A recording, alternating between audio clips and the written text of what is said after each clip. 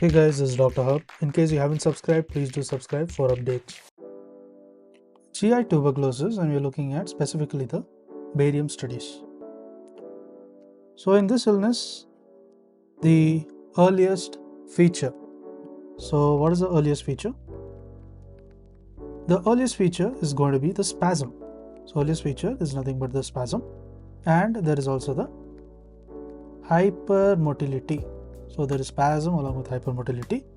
Next is there's edema. There is presence of edema of the valve.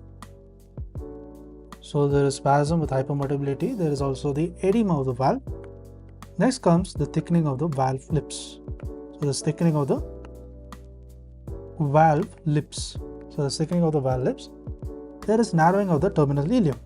There is narrow of the terminal ileum. So narrowing of the terminal ileum. So it includes the Fleshner or inverted umbrella sign. There is presence of the Fleshner or the inverted umbrella sign. So this Fleshner or the inverted umbrella sign, and this is a very significant characteristic of the TB. Then in terms of advanced diseases. So in terms of the advanced diseases, the characteristic deformity, it includes the symmetric. There is a symmetric, there is presence of the annular, there is a presence of the napkin. So the symmetric, annular, napkin, ring steatosis.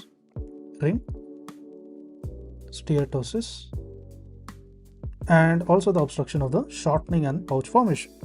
There is also presence of the obstruction or the shortening. So there's obstruction of the shortening and the pouch formation. Next is we have the cecum is shrunken. So when you look at the cecum, it is shrunken. So cecum is shrunken and it also retracts. So we see the cecum is shrunken. It retracts out of the iliac fossa. So it retracts out of the iliac fossa. And this is basically due to the contraction of the mesocolon. So this contraction, this is of the mesocolon. So this contraction of the mesocolon. Next,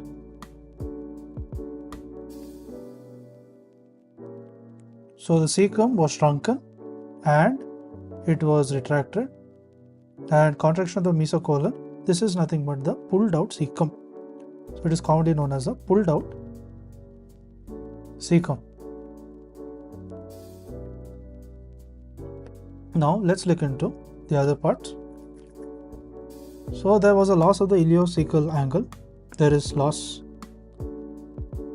of the iliocecal. Loss of the iliocecal angle. So loss of the iliocecal angle with the dilated terminal ileum, along with the dilated terminal ileum. So this includes nothing but the gooseneck. So this is nothing but the gooseneck deformity.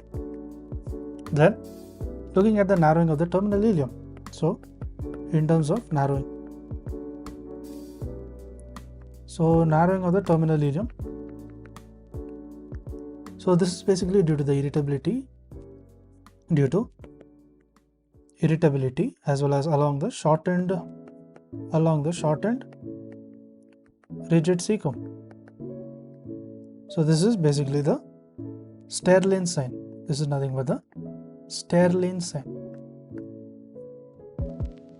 Then there is a persistent narrow stream. This presence of the persistent narrow stream. So the persistent narrow stream is of the barium.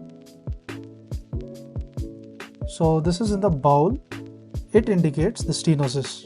This is in bowel, and this will indicate the stenosis. So in short, it is known as the string sign. It is nothing but the string sign. To learn and grow daily like this, please do subscribe.